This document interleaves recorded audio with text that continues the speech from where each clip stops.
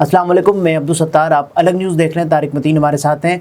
Millennium mall Karachi flyover डाकू ने छलांग लगा दी, उसके बाद क्या हुआ इस पर बात करेंगे, लेकिन उससे पहले आपसे दरख्वास्त है चैनल को सब्सक्राइब करें। सब्सक्राइब करने के साथ साथ घंटी ज़रूर बजा दीजिए। तो जान पर खेलिए। अच्छा, वीडियो बड़ी वायरल हो रही है और खैर जान पर खेलना तो बड़ी पॉजिटिव चीज़ होती है, लेकिन बहरहाल अपने लिए हाँ ख़तरा इसने मोल लिया और फिर उसके बाद मज़ा आया। तो ये जो वाक़या है जिसकी वीडियो वायरल हो रही है कराची में, आपने वो देखा है जो न्यूप्लेक्स है मिलेनियम मॉल के सामने पंप के साथ सिनेमा, उसके साथ द वेन्यू है।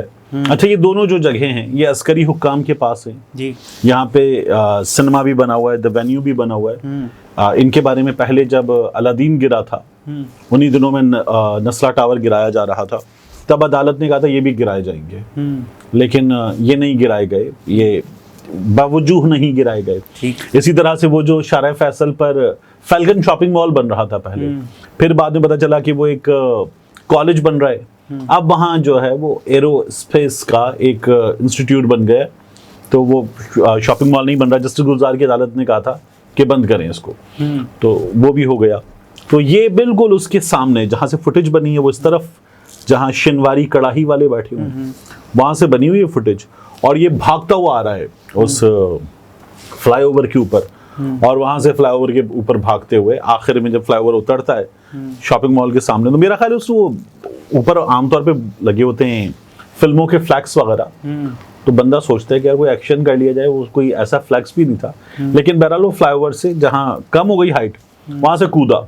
फिर वेन्यू के गार्ड थे, सिनेमा के अपने गार्ड्स होते हैं, फिर अस्करी है, साथ अस्करी 4 है गालिबन, उनकी जगह है। फिर उससे आगे ऑर्डिनेंस डिपो है, ऑर्डिनेंस डिपो के अपने लोग होते हैं।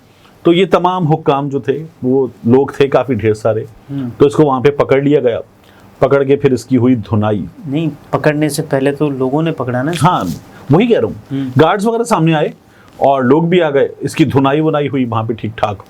और फिर उसके बाद जाहिर है कि पुलिस बाद में आ जाती है हमारी, और पुलिस आके ले जाती है। अभी अंडा मोड़ के नज़दीक भी हुआ, वहाँ पे 2 पुलिस वालों ने, 2 पुलिस जो वो थे डाकू थे, उनको कॉल मिली और उसके कुछ देर के बाद जो उन्होंने वहाँ पे न्यूट्रलाइज कर दिया। पुलिस की लैंग्वेज में कहते हैं फुल फ्राई कर दिया। हाफ फ्राई करने का मतलब होता है कि टांग में गोली मार दी जाती है और जिंदगी भर के लिए लंगड़ा कर दिया जाता है। फुल फ्राई करने का मतलब होता है कि फिर वो आप अभी जान चाहते मुकाबला हो जाता है और वो खत्म हो जाता है बंदा। बहरहाल पुल के ऊपर मुकाबला, बड़ा फिल्मी सा सीन था सिनेमा के सामने, और ये बंदा पकड़ा गया। अब पिछले कुछ दिनों में जो वारदातें वगैरह हैं उनकी खबरें अगर कम थी, तो होता है क्या, जब हम ये एक वायरल खबर देख रहे हो, उसके विजुअल्स देख रहे हो, चीजें देख रहे हो, तो सच इज द एल्गोरिथम के फिर आपको वो ज्यादा से ज्यादा वो चीजें, वो खबरें दोबारा धड़ाधड़ मिलना शुरू हो जाती हैं और आपके सामने आना शुरू होती हैं। और अभी आप कहते हैं खबरें आना भी शुरू हो गई हैं ना। आप कहते हैं वाकयात बढ़ गए। हाँ, डाकू तो खैर मतलब पूरे मुल्क में इस वक्त जगह जगह डाकू जो है, तो डाकू है मौजूद।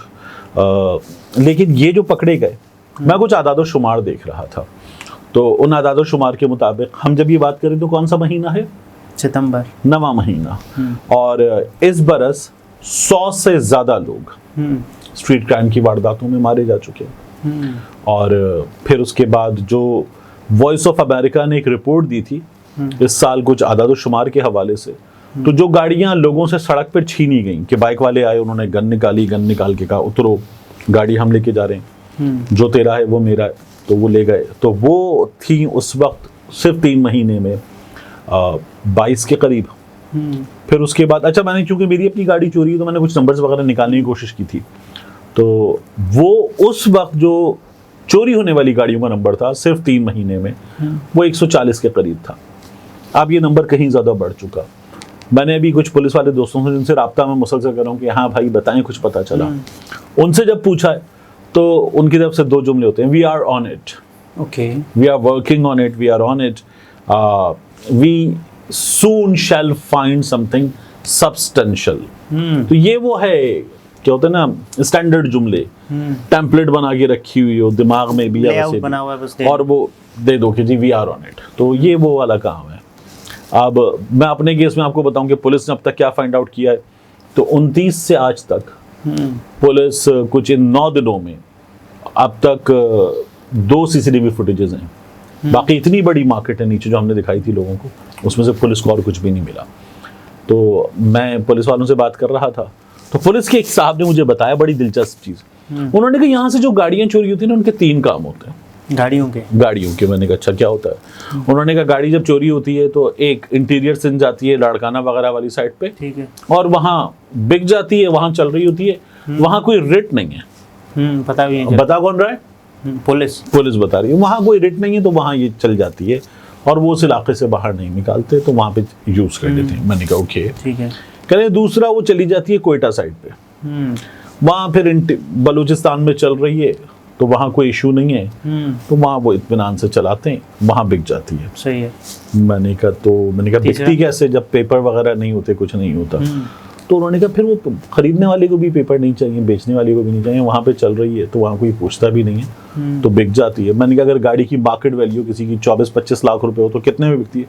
कहने 12-13 लाख रुपए में बिक जाती है आधे। मैंने कहा अच्छा। फिर उसके बाद मैंने कहा तीसरा क्या होता है? कहने लगे गाड़ी फौरी तौर पर शेरशाह कराची में बड़े बड़े गोडाउन है, अच्छा, वहाँ पहुँचती है, और वहाँ पहुँचने के बाद उस पे बंदे लगाए जाते हैं एक्सपर्ट्स, वो फौरी तौर पे खोलते हैं। दरवाजे अलग दुकान के बाहर लटका दिए, बोनट अलग दुकान के बाहर लटका दिया, ट्रंक निकाला। गाड़ियों किसी ने ट्रंक पूरा निकाल के लगाना है, ट्रंक निकाला, कैसा लगा, लटका दिया। तो वो कहते हैं 2 घंटे में गाड़ी जो है वो टुकड़े टुकड़े होके बाकायदा तौर पे लटका दी जाती है। इवन दरवाजे खोल लिए जाते, शीशे भी अलग हो जाते। अच्छा, शीशे समेत पूरा दरवाजा अलग बिक रहा है। सिर्फ शीशा खरीदना है तो सिर्फ शीशा मिल जाएगा, वो अलग बिक रहा है। सीटें अलग बिकती हैं, हर चीज अलग कर ली जाती गाड़ी से। तो वो जो कंसोल एरिया है, आप अपने मोबाइल वगैरह रखते हैं, चीजें भी एक एक चीज अलग हो जाती है, और वो गाड़ी की बिक जाती है। तो मैंने कहा क्या बचता है गाड़ी में से, यानी जो भी मार्केट वैल्यू उस पर बिकने के बाद? कह रहे ये भी गाड़ी 13-14 लाख रुपए की पीसेस में बिक जाती है, एक एक चीज खरीदी जाए तो इस तरह से। मैंने कहा अच्छा। आप पूछे मुझे कैसा लगा सुन के? तो मैंने कहा यार मतलब ये अगर इतना कुछ पता है तो हम इसका कुछ करते क्यों नहीं है, और इसमें मेरी गाड़ी के सिलसिले में भी कुछ हो क्यों नहीं सकता? हाँ, मैंने कहा कुछ हो क्यों नहीं सकता? उन्होंने कहा यार पता ही नहीं चलता, वो इस तरह से जब पीसेस कर देते हैं। कहने लगे उसके बाद वो जो बॉडी का मेन पार्ट है जिसपे चैसी नंबर बाकी चीजें होती हैं, कहने लगे उनका क्या है, वो बड़ी बड़ी मशीनें उनमें डाला, पीसेस हो गए तो वो टुकड़े रह गए, उसके बाद वो गल गए, और उनको गला के जैसे बेचना है वैसे बेच दे, जो बनाना है उनसे बना लें। मैंने कहा जी ठीक है। तो कोयटा में एक साहब ने एक पुलिस वाले का नंबर दिया, और उन्होंने कहा इस पुलिस वाले से राब्ता करें। मैंने कहा ये क्या करेगा? कहने लगे ये कोयटा में होता है, जहां गाड़ियां चोरी होके जाती है ना, ये उन लोगों से राब्ते में होता है। अच्छा। तो वहां बेचना मुश्किल होता है, और उसमें थोड़ी बहुत प्रॉब्लम्स तो आती हैं। तो गाड़ी के मालिक से अगर राब्ता हो जाए तो वो कहते हैं कि यार आपकी गाड़ी जो है वो आप 10 लाख रुपए देने लें गाड़ी वापस। मैंने कहा यार ये बड़ी अच्छी चीज़ है कि बंदा अपनी गाड़ी की पैसे दे रहा हो। कहने भाई नहीं मिलेगी तो आपकी गाड़ी की अगर वैल्यू है फर्ज कर लें 30 लाख रुपए, तो पूरे 30 गए। अगर वापस मिल रही है बात करने के नतीजे में तो 10 लाख गए, 20 तो वापस आ रहे हैं, तो ये बुरी डील तो नहीं है, पुलिस मदद तो कर रही है। तो मैंने कहा अच्छा। तो कहले वो पुलिस वाला जो है वो ये करता है, ये बाकायदा तौर पर एक साहब ने बताया। तो मैंने कहा यार मतलब आप जब ये मुझे बता रहे हैं सब कुछ, तो कुछ कर क्यों नहीं सकते? तो मेरे साथ इस शहर में ये तीसरी चोरी की वारदातों में हुई। तो एक बार गाड़ी का आधी सामान चोरी हुआ था, तो पुलिस वाले ने ही बताया कि इस जगह पे इस तरह से थैले में डाल दिया जाता है, वो जो कचरा चुनने वाले होते हैं, और वो इस जगह रख देते हैं, जिससे तय होती है बात कि ये वाला उठाना है। उसको बता देते कि थैले पे मार्कर से ब्लैक कलर के ये नंबर लिखा हुआ है, उठा के ये वाला उठा लेना, पैसे इजी ट्रांसफर कर देना, इजी पैसा वगैरह कर देना। तो कहना ये हो जाता है। मैंने कहा गुड। तो मैंने कहा कुछ करते क्यों नहीं? कहना पता ही नहीं होता किसका क्या हो रहा है, कैसे हो रहा है, तो बस वो बिक जाता है। नहीं फिर हम ऐसे गोडाउन्स बंद क्यों नहीं करते? तो वो मेरा ख्याल ये है कि हमें खबर है लुटेरों के सब ठिकान होंगे, शरीके जुर्म ना होते तो मुखबरी करते, तो एक्शन भी करते। लेकिन ये बहरहाल ऐसी चलता है। तो ये जब हमारे यहाँ शहरी बीच में आते, आके ठिकाने लगाते, मार डालते, पुलिस कई दफा आके फिर उन दिनों में एक्शन भी ले लेती है, कुछ चीजें कर देती है, वगरना इत्मीनान से। ये शहर लगा हुआ है ऑटो पे, ठीक है, और हम सब भी लगे हुए ऑटो पे।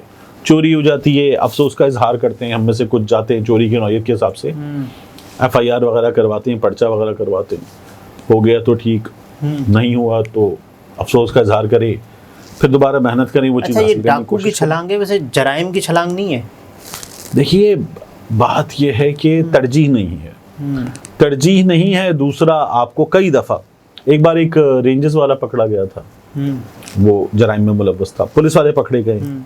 वो जो कश्मीर रोड पे वारदात हुई थी, घर के दरवाजे पर पुलिस वाला था, तो पुलिस वाला पकड़ा गया। भाई 95% मुजरिम मैं ये मान लूं कि होंगे, जो मुजरिम होंगे पुलिस वाले या कानून नाफिज करने वाले इदारों के एहलकार नहीं होंगे। बाकी बचे 5% वो इदारों के अपने एहलकार निकलते हैं। और जो 95% हैं उसके बारे में भी कहा जाता है कि इनमें से 80% का तो गठजोड़ होता है अंदर। सही है। और कुछ तो टिकटॉक बना रहे हैं। हाँ। अभी 12 बोतल भी हो चुके हैं। तो पुलिस हमारी ये कर रही है। उसके बाद जो डाकुओं को करना है वो इत्मीनान के साथ कर रहे हैं। किसी का बाप भी नहीं रोकता किसी को। हाँ जी, ये तारिक मतीन थे, गुफ्तगू आपने मुलाहिजा फरमाई। इजाज़त दीजिए, अल्लाह हाफ़िज़।